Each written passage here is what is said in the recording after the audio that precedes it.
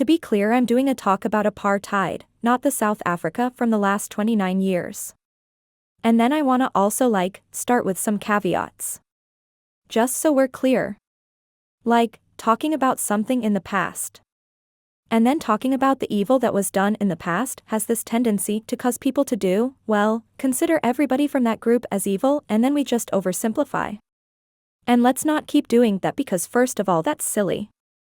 And then second of all, it doesn't match our experiences on a daily basis. So what I'm gonna talk about now is what the white South African population did in South Africa. And obviously there was a lot of wrong that was done. I don't think that saying that is weird. Oh, there's another caveat I have.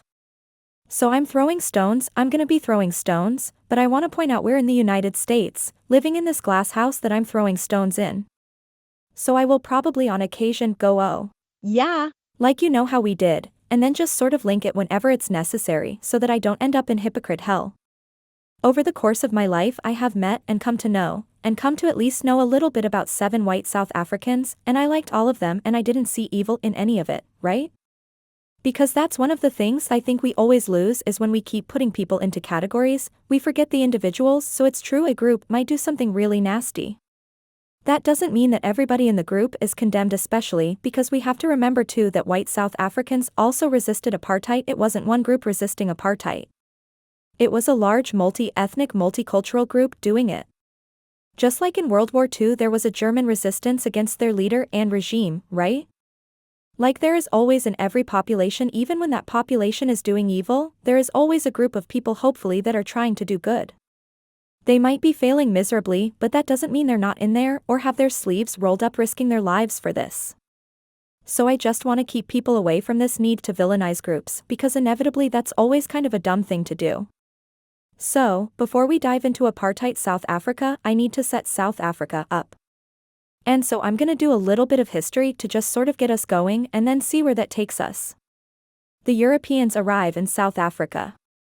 In 1652, the Dutch set up Cape Colony, so Cape Town.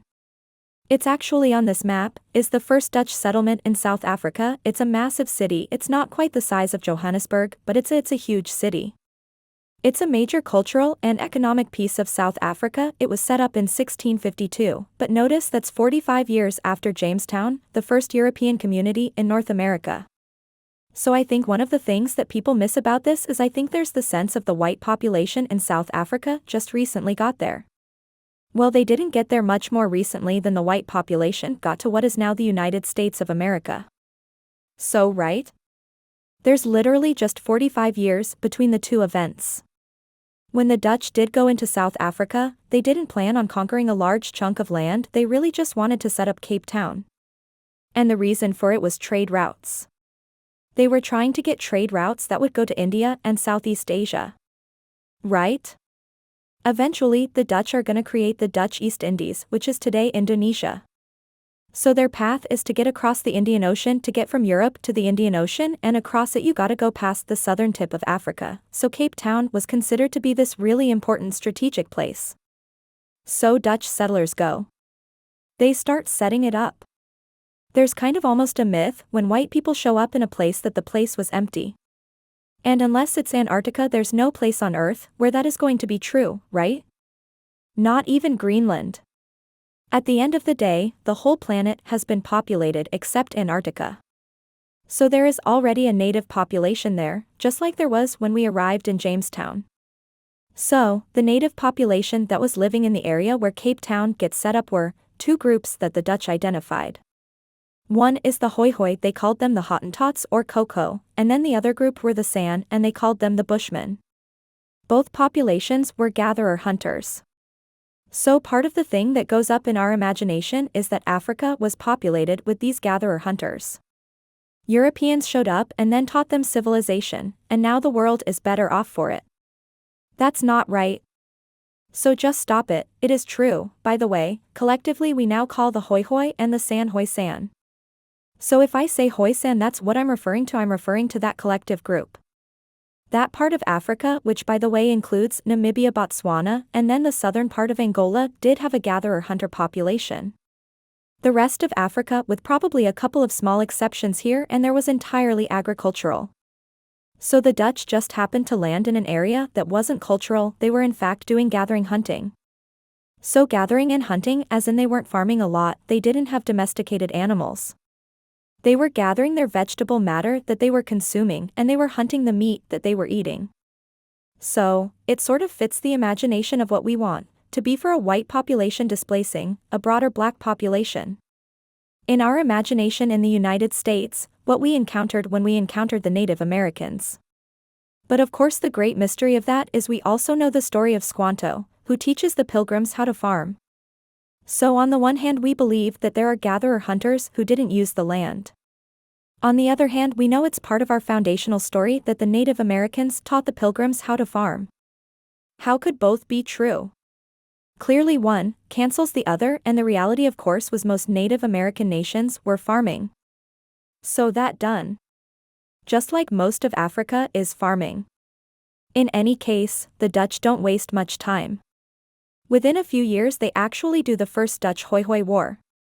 I think the year is 1659, which is 7 years after they establish the colony, and then they'll do another war that'll go from 1673 to 1677. So within the first 25 years of establishing the colony they're already doing a little bit of genocide and attacking the indigenous population and pushing them back and taking their land, because at the end of the day, that's in part the goal of the Dutch settlers, right? They're leaving the Netherlands. They're going to the southern tip of Africa because they want free land. They're not gonna pay for it. They're just gonna take it. They're gonna take it through violence. But they went one step further, they also enslaved the population they were conquering. Again, it's really difficult to throw stones in this room and not hit a window. Because that's exactly what we did in North America. Shortly after Jamestown was established, we created a fake event called the Thanksgiving Day Massacre, and we pretended that the Native Americans attack us in an ambush. It didn't happen. There's no archaeological evidence it happened. Then the British sent in an army and just decimated the area. And this was within 15 years of establishing Jamestown, like we didn't waste much time either. And once we did that, we could expand the amount of area that we were gonna put under tobacco production. The American colonies were the first nation-state sponsored drug cartel with their tobacco. You can watch that video next. And then of course we started enslaving the Native American population and realized they were terrible slaves. Because they knew the area. They had friends just beyond the periphery trying to get them free. So we began selling those slaves to Europe and then buying African slaves. We didn't waste any time before we were doing that. The Dutch don't waste time either. So the Dutch have established themselves and are practicing slavery. They're doing farming on the land that they've stolen from the native population, but they don't really do much to expand the colony after that. Not right away. It isn't really until about 1760 that they start to actually expand, and they create what they call the Trek Boers. And what they do is they expand the Cape Colony just a little bit further northeast of Cape Town. They don't make the colony much bigger, but they definitely do take more land, and they put it under agriculture and they attack more of the native population. And that's basically the foundation of this Dutch colony.